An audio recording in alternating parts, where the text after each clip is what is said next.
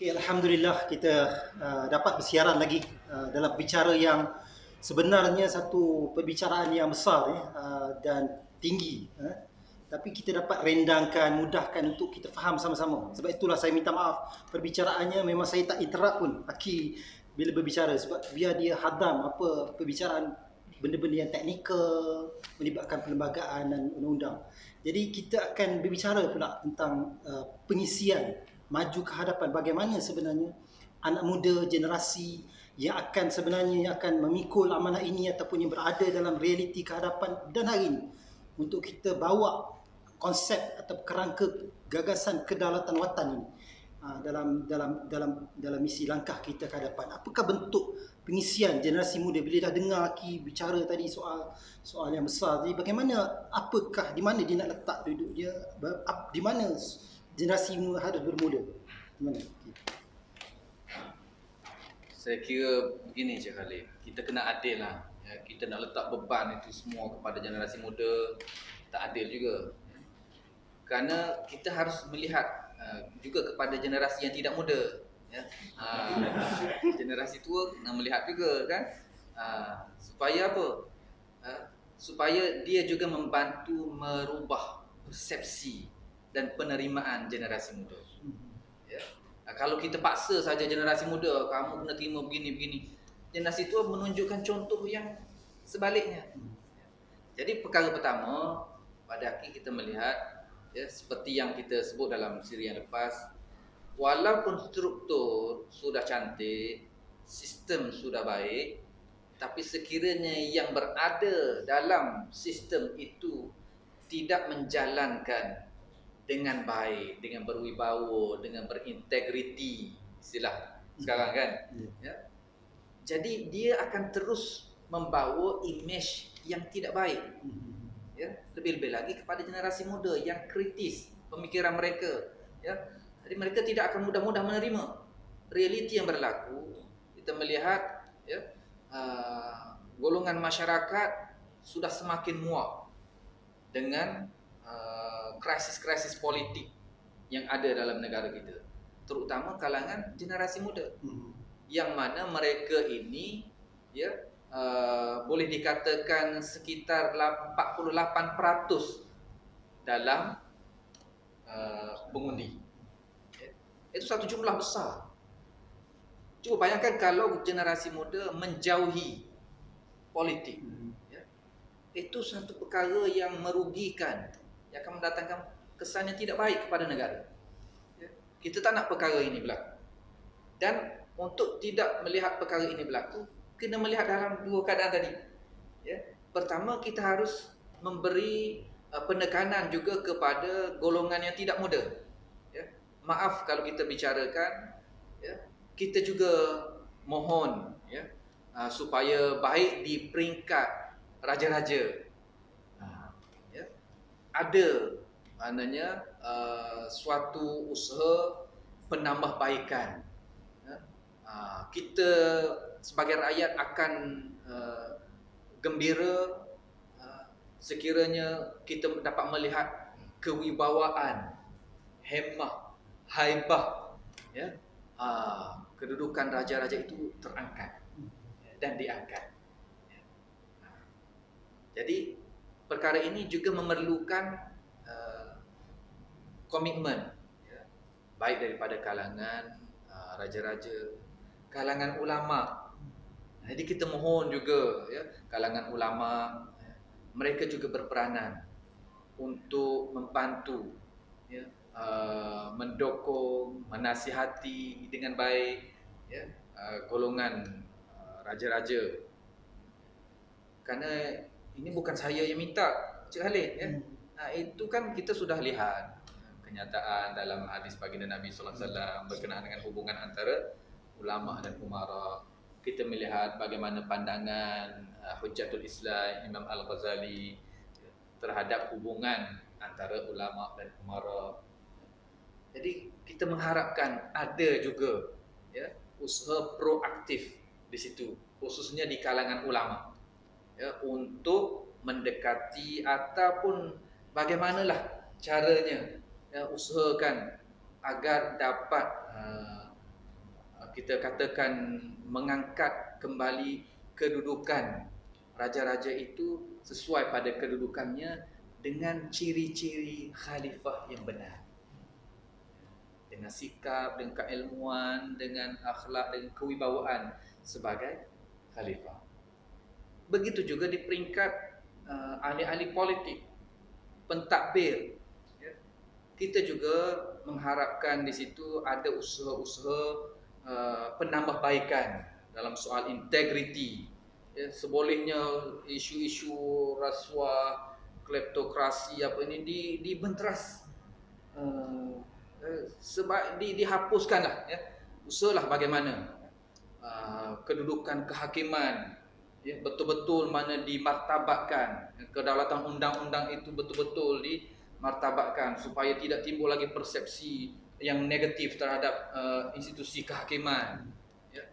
Begitu juga dalam komponen parlimen, kita memang mengharapkan ahli-ahli dalam Dewan Negara betul-betul daripada kalangan pakar-pakar bidang, mereka yang benar-benar layak ya, yang mampu menjadi check and balance juga kepada Dewan Rakyat.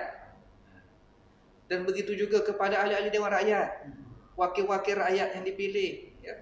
Kita juga mengharapkan mereka itu menjadi role model yang baik kerana mereka lebih dekat dengan rakyat ya, menjadi contoh teladan yang baik ya.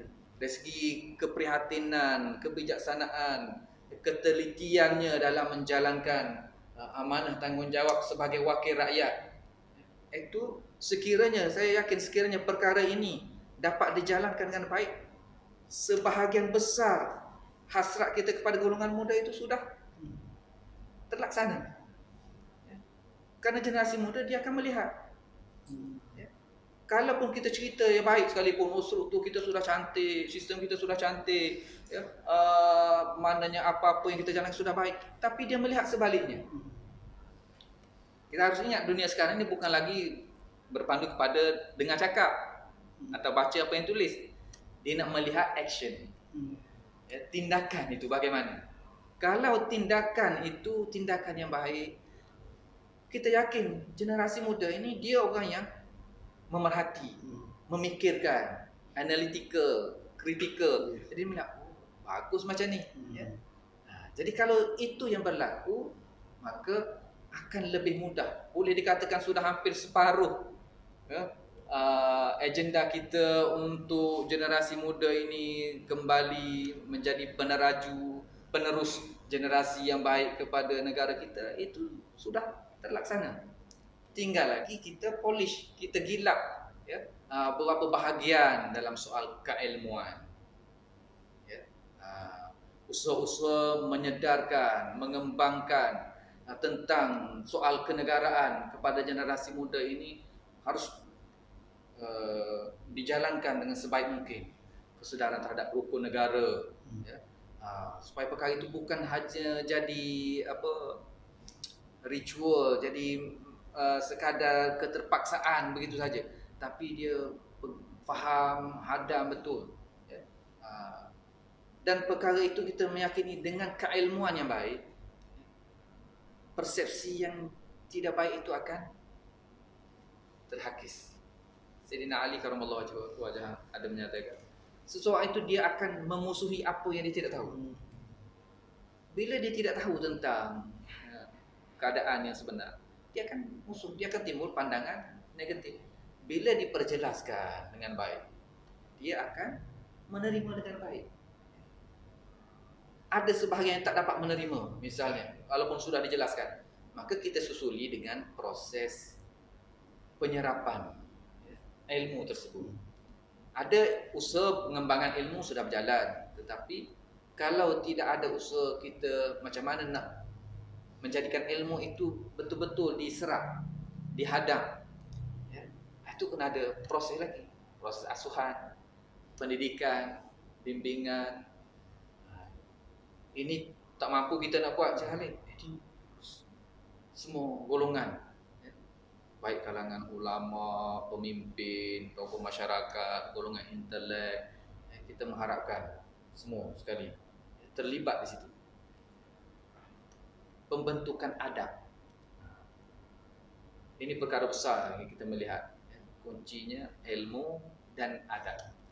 Ilmu disampaikan sehingga diproses, ya, sehingga ilmu itu berhasil atau berkesan membentuk perilaku yang baik, sopan, susila, ya, itu diterapkan kepada generasi muda kita.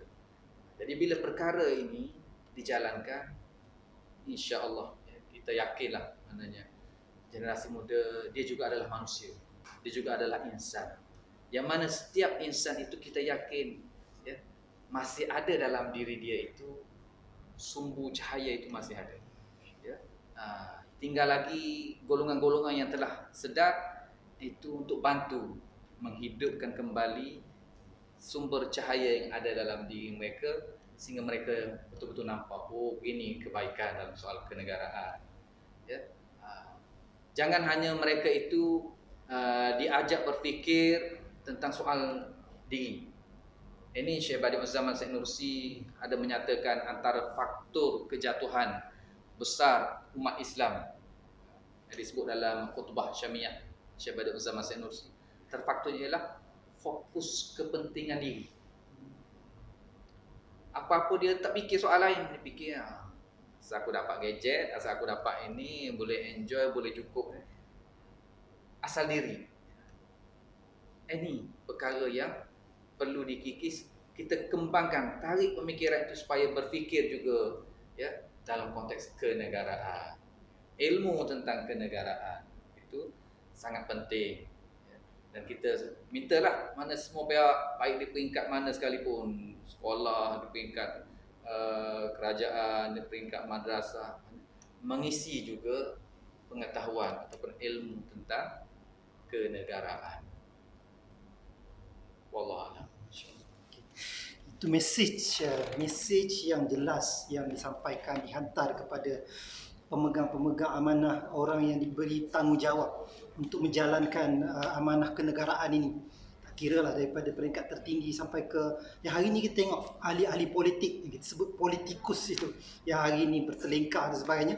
Rakyat, orang bawah menyaksikan, apalagi generasi muda, dia tengok perangai ahli-ahli politik kat Dewan Rakyat, macam mana berlaku di mahkamah dan sebagainya. Ini membentuk satu tanggapan yang amat menakutkan kita untuk maju ke hadapan.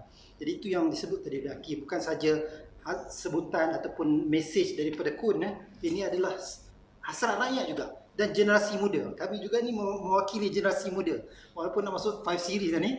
Jadi untuk kami adalah generasi muda kepada generasi muda di luar sana. Jadi kena faham dan terima mesej ini, supaya apa yang nak kita bawa ni adalah soal kenegaraan, soal kedaulatan yang untuk kita bawa lebih besar, bukan sekadar ingat kepentingan diri sendiri sahaja. Saya ingat boleh soalan lagi? Boleh. Kita akan bagi ruang. Saya akan tanya satu soalan dan kita bagi ruang kepada rakan-rakan yang ada berada di santai-santai di sini di kafe kita ni. Okey. Saya nak tanya satu soalan tentang pembinaan dan juga pengisian juga tadi. Okey.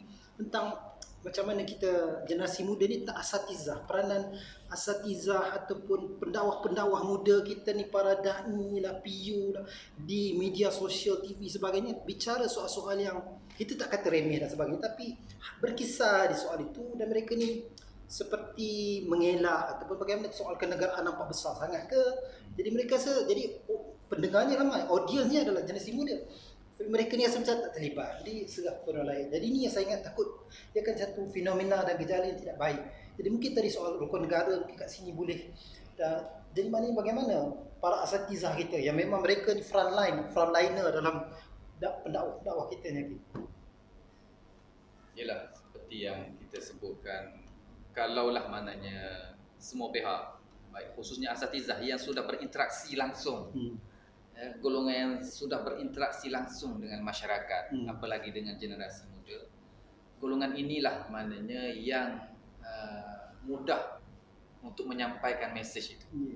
Ya, mereka dilihat, diperhatikan, dihubungi, ya, sebagai follower, sebagai fans, ya, sebagai ikon.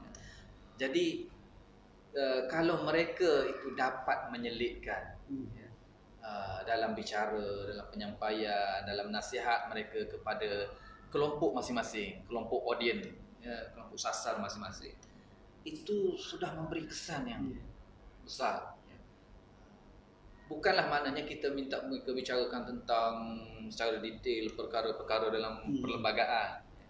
Setidaknya perkara asas berkaitan tentang ilmu kenegaraan, pentingnya kita faham dengan kefahaman yang benar, bersumberkan dengan sumber yang benar, dengan adab yang benar. Itu pun sudah memadai, supaya masyarakat itu dia tidak hanya dilengkapi dengan suatu bidang ilmu yang untuk memperbaikkan dirinya sahaja, tetapi dia dilengkapi juga dengan ilmu yang dia boleh memberikan kebaikan kepada masyarakat sekelilingnya, apalagi kepada negaranya. Saya kira maknanya perkara ini ada pihak-pihak yang boleh bantu menggerakkan kelompok asatizah untuk memberikan taklimat,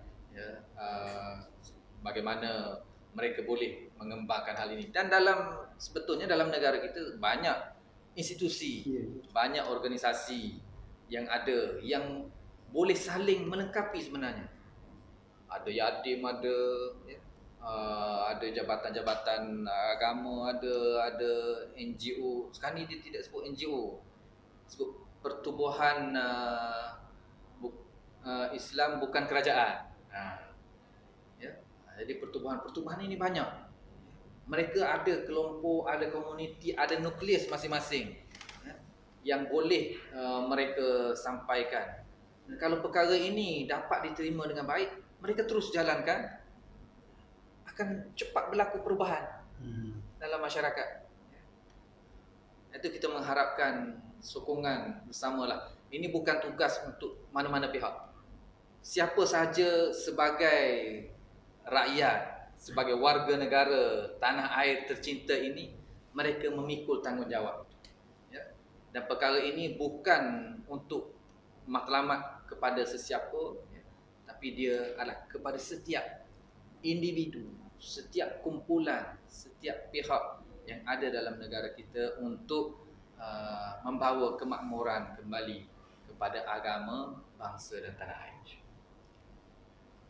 Itulah kalau ada lagi. Jadi apa yang kita faham, hari ini kita sering dimomokkanlah untuk mengubah atau meruntuhkan bahasa yang lebih tak enaknya dengan mengundi. Kita pergi mengundi pangkah, itulah tanggungjawab kita satu-satu untuk mengubah. Rupanya lebih daripada itu. Untuk kita menerima, memahami dan juga membawa mesej ini dan kita sampaikan kefahaman tentang kenegaraan ini dalam bentuk kedaulatan watan yang kita bicarakan sebentar tadi. Dan sekarang ni kita bagi peluang kepada sahabat-sahabat kekeluargaan kita, rakan-rakan akar dan juga tetamu-tetamu luar yang ada bersama kita ni. Ada persoalan nak tanya pada Aki sebelum kita silakan. Kita faham Imam Al-Ghazali menyebut puasa dan agama adalah kembar. Agama adalah asas, tujuan dan puasa adalah penjaga. Sesuatu yang tiada asas akan runtuh dan sesuatu yang tiada penjaga akan rosak. Jadi kita macam bila kita golongan yang hidup dengan masyarakat, bila kita bercerita tentang kepentingan pada institusi raja-raja ataupun pada institusi ulama, yang ulama dan umarok tu secara kajian sejarah pun kita tahu macam mana kedudukan yang begitu rapat dalam sistem sirah kita sampailah sekarang pun. Tetapi orang selalunya kecewa terhadap, orang tak faham institusi itu punya peranan, tapi orang kecewa terhadap sikap individu yang membawa mesej itu. Kadang-kadang kita kata kalau ulama ada setengah tak nak campur hal politik, ada setengah terlibat dengan parti politik hingga terbawa-bawa terjejas prinsip mereka dalam agama itu kerana pengaruh politik. Jadi macam mana kita sebagai rakyat atau sebagai kita kata orang biasa nak berpersepsi agar kita dapat memahami institusi raja dan ulama itu adalah satu peranan penting dalam pembinaan sebuah negara. Bagus soalannya berkaitan dengan hubungan antara institusi umara dengan ulama.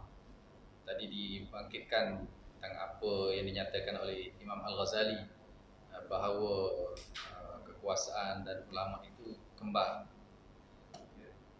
Jadi kerana bila kita memahami konteks agama, din, yang dia merangkumi seluruh aspek kehidupan, daripada soal individu sampailah kepada soal kenegaraan, maka tidak dapat tidak perkara itu berkait dengan kekuasaan. Kerana untuk kita beramal sendiri, kalau Rasulullah SAW untuk sendiri, ya, pribadi agama, untuk menghayati, menghalusi hubungan, keasyikan hubungannya dengan Allah, itu di gua Hira sudah cukup. Tetapi kerana baginda Rasulullah SAW juga untuk menunjukkan kesempurnaan agama Allah itu secara keseluruhan, maka di situ ada perjalanan dalam sirah, ada berlakunya hijrah ke Madinah. Hijrah, ya, Cik Khalid, bukan pelarian, ya. Hijrah. Jadi berlakunya penghijrahan. Jadi penghijrahan itu untuk menunjukkan pentingnya bahawa apa yang dikehendaki oleh Allah berupa ilmu, amalan, ya, pegangan hidup, itu dijaga dan ada pihak yang dalam masyarakat atau dalam rakyat yang dia tidak dapat nak menjaga perkara itu, beberapa kelemahan. Maka sekiranya ada kekuasaan yang boleh membantu menjaga, maka kuasa itu, kita akan nampak lihat kepentingan kuasa itu untuk menjaga hal tersebut. Ada usaha-usaha anasir-anasir luar untuk mengganggu atau mengancam atau merosakkan pegangan amalan agama dalam sebuah wilayah. Sekiranya tidak ada kekuasaan yang mengawal, perkara itu akan boleh masuk dan merosakkan. Sepertinya penyebaran ideologi sekularisasi, pluralisme, liberalisme, LGBT, itu anasir-anasir yang bercanggah dengan tuntutan agama, yang boleh merosakkan bukan sahaja akal, boleh merosakkan kepada jiwa, boleh merosakkan jasad manusia, rosakkan nyawa, boleh berlaku perpecahan, kecelaruan. Kalau sekiranya tidak ada kuasa yang mengawal perkara itu, maka mungkin penduduk masyarakat di wilayah di sesebuah negara itu akan dirosakkan pemikirannya, jiwanya oleh anasir-anasir tersebut. Ini penting adanya kekuasaan, ya. Kalaupun ada pahaman-pahaman yang mengelirukan, contohnya, ya, yang bercanggah dengan konteks watan, ya, asas watan tanah Melayu kita yang kita sebut dalam siri yang awal, ya, dengan Asy'ariyah, Maturidiyah, Syafi'iyah, Al-Ghazaliyah, Syekh Al-Baghdadi. Sekiranya ada fahaman-fahaman dalam agama yang bercanggah dengan asas ini, kuasa yang ada, kuasa misalnya kuasa raja, kesultanan sebagai ketua agama, ya, boleh dilaksanakan oleh mufti-mufti, jabatan-jabatan agama yang ada untuk menyekat atau membendung perkara tersebut daripada masuk. Tak boleh, tak diizinkan, tak bagi tauliah misalnya kepada anasir-anasir tersebut. Maka masyarakat akan terjaga, kerana tidak semua masyarakat yang kuat stand asas agamanya, ilmu agamanya untuk menahan daripada unsur-unsur tersebut. Maka ini kembali tanggungjawab itu kepada kekuasaan. Kalau ada struktur sistem yang baik yang boleh membela perkara itu, maka inilah pentingnya kita dapat lihat, ya, kedudukan kekuasaan tersebut. Ya, satunya dapat mencegah, mengawal daripada unsur-unsur yang boleh merosakkan agama. Yang kedua, kekuasaan itu juga boleh mengangkat atau menyempurnakan lagi pengamalan dalam agama, memudahkan lagi, ya, melancarkan lagi amalan dalam ibadah-ibadah. Contohnya kita nak buat ibadah haji misalnya. Kalau secara individu masing-masing nak urus sendiri misalnya, ya, problem juga. Ya. Tetapi dengan adanya kekuasaan pihak yang bertanggungjawab untuk menguruskan hal-hal tersebut, maka dia dapat dijalankan dengan lancar, dengan baik. Ya. Kalau tidak ada, itu akan bercelaru. Ya. Maka selain daripada kekuasaan tadi, selain daripada mengawal, ya, perkara-perkara yang boleh mengganggu gugat kedudukan agama, dia juga boleh, kekuasaan tadi juga boleh mengangkat kedudukan agama, menyerlahkan lagi keindahan agama. Ya, di sini dia akan menzahirkan kebaikan-kebaikan, keindahan yang ada dalam agama itu kepada masyarakat, bukan Islam, kepada negara luar. Maka dia akan lihat, oh, Malaysia ni cantiklah maknanya pengamalan agamanya.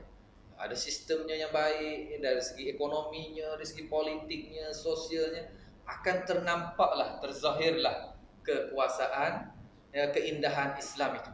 Kalau secara individu tidak ada kuasa, tak nampak. Dengan ada kekuasaan, dia akan mengangkat keindahan Islam. Bila keindahan Islam itu terangkat, ya, masyarakat akan lebih mudah untuk kembali kepada Allah, yang Tuhan punya kuasa, Tuhan punya agama, pemilik kuasa, pemilik agama tadi. Maka di situlah, ya, perkara yang disukai oleh Allah. Tentunya masyarakat, umat manusia itu dapat kembali kepada pelukan kasih sayang Allah. Wallahu a'lam. Masya-Allah. Jelasnya, penjelasan yang sangat baik dan perinci. Ada lagi kita bagian pertanyaan, soalan?